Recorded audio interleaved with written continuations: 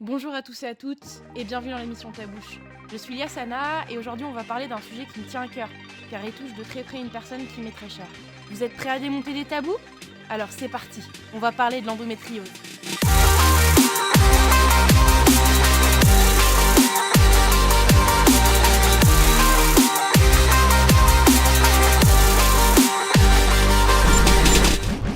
Bon, je vais immédiatement répondre à la problématique de cette vidéo. Oui, l'endométriose est une vraie maladie. En fait, elle a même été découverte en 1860. Ça fait loin, hein. Les femmes n'avaient pas encore le droit de vote et les noirs étaient toujours ségrégationnés. Ça avait l'air sympa cette époque, n'empêche. Bref, l'endométriose c'est quoi en fait ? Faut savoir que l'endomètre en fait c'est le tissu qui tapisse l'intérieur de l'utérus. C'est lui qui se désagrège chaque mois s'il n'y a pas de bébé en cours de route et qui donne les fameuses règles. Du coup, quand cet endomètre tapisse non pas l'intérieur mais en dehors de l'utérus, on appelle ça l'endométriose. Le problème c'est que, qu'il soit à l'intérieur ou à l'extérieur du corps, il est soumis à ce désagrègement. Sauf que comme vous l'avez sûrement deviné, saigner en dehors de l'utérus, c'est pas le top. C'est à cause de grosses douleurs dans le meilleur des cas, vu que ce qui se désagrège vient irriter les autres organes internes. Ça peut aussi donner des kystes ou du tissu qui relie les organes entre eux. Dans ces cas-ci, la chirurgie est inévitable, car ces symptômes peuvent mettre la vie de la femme en danger. Quand j'ai fait mes recherches, je pensais que c'était une maladie plutôt peu répandue, parce que c'est vrai qu'on n'en entend vraiment pas parler. Mais en fait, c'est 10% des femmes en France qui sont concernées, soit une femme sur 10. Le problème, c'est que cette maladie reste encore aujourd'hui boudée, voire méprisée par le corps médical, les patientes s'apparentant à des personnes douillettes.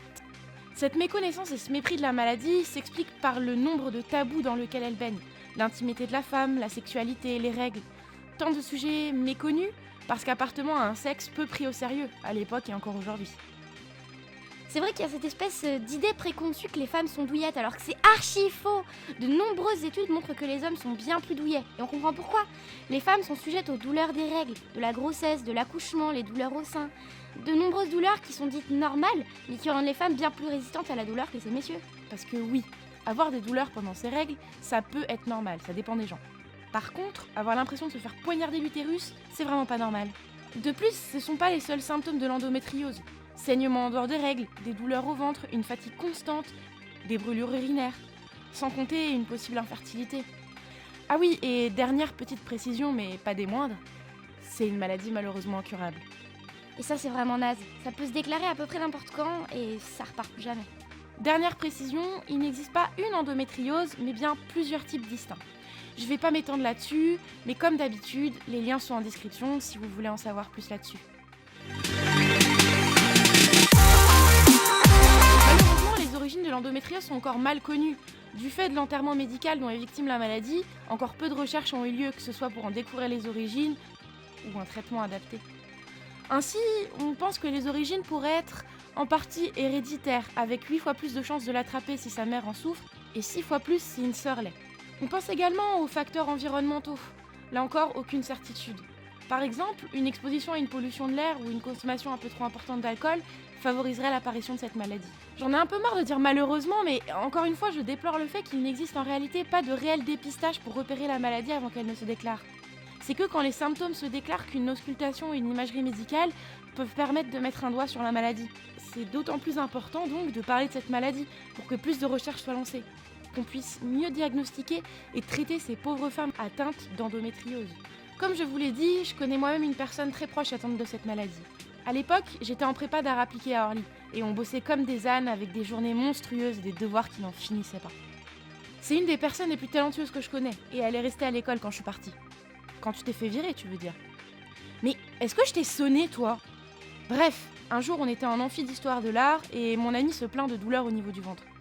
Faut savoir que cette fille, c'est une super héroïne. Elle bosse comme une dingue et elle se plaint jamais, sauf quand elle est au bord de la syncope. Autant vous dire que quand j'ai vu qu'elle commençait à se tordre de douleur et à transpirer, j'ai compris que c'était pas normal. Elle a même pas pu conduire pour rentrer chez elle, quelqu'un a dû la ramener avec sa voiture. Quelque temps plus tard, après pas mal d'errances médicales, elle nous a annoncé qu'elle souffrait de cette saloperie.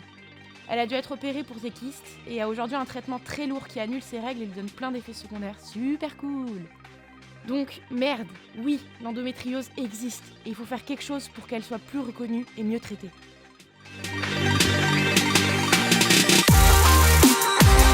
Bon, là encore, pas vraiment de bonnes nouvelles au niveau du traitement de l'endométriose. C'est une maladie qui impacte la qualité de vie et la fertilité. Les traitements concerneront donc ces symptômes afin d'améliorer la qualité de vie de la patiente. Et oui, comme je vous l'ai dit, on ne guérit pas de l'endométriose. On peut seulement essayer d'atténuer les symptômes. En plus, le temps de diagnostic est en général très long, 7 ans en moyenne. La maladie a donc le temps d'évoluer et d'être prise en charge. Mini bonne nouvelle, dans un tiers des cas, la maladie s'atténue avec le temps et une bonne hygiène de vie finit par suffire pour stabiliser et diminuer les symptômes et reprendre une vie quasi normale.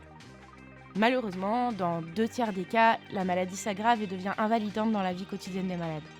Un suivi régulier d'experts est alors nécessaire pour améliorer la qualité de vie et adapter le traitement en cas de souhait de grossesse par exemple. Donc les principaux traitements sont les médicaments hormonaux et ou la chirurgie en fonction du symptôme à traiter.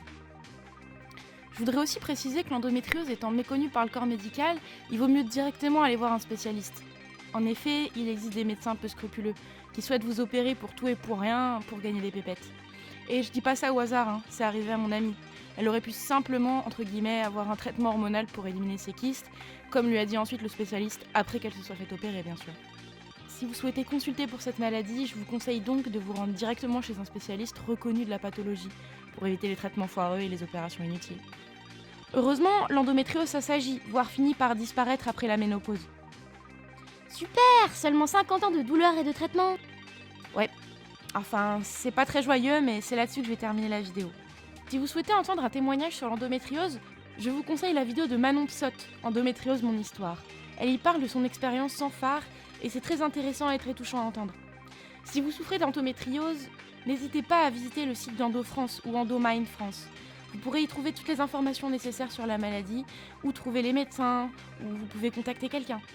Sachez que vous n'êtes pas seul et que cette maladie est plus répandue qu'on le croit.